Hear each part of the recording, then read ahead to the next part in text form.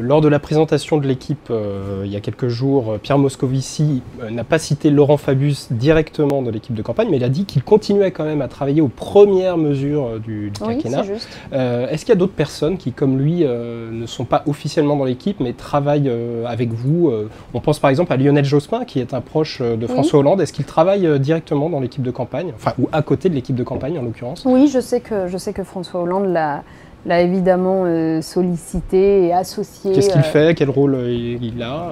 Écoutez, à ma connaissance, il aura notamment un rôle sur le plan international. Cela étant, les choses n'étant pas encore totalement calées, j'ai pas beaucoup plus de choses à vous dire. Mais c'est vrai que vous avez raison de noter qu'à côté de l'organigramme officiel tel qu'il vous a été présenté, il y a un certain nombre de personnalités, comme Ségolène Royal d'ailleurs aussi, Laurent Fabius, Lionel Jospin ou encore d'autres, qui joueront un rôle tout à fait éminent parce que, encore une fois, c'est réussir à passer la barre des 50% dans un pays, c'est quand même pas chose facile et il faut pour cela réussir à constituer un attelage de gens au profil très divers et de paroles très diverses. Dans l'organigramme, justement, on constate qu'il y a 4 porte-paroles, Delphine Batho, Bruno Leroux, Bernard Cazeneuve et vous.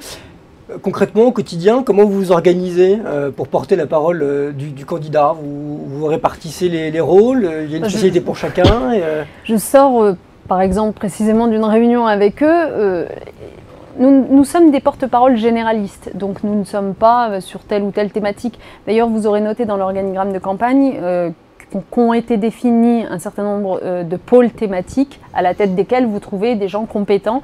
André Valigny sur la justice, par exemple, ou Aurélie Filippetti sur la culture. Donc, sur le thématique, j'ai envie de dire, il faut aller voir les pôles.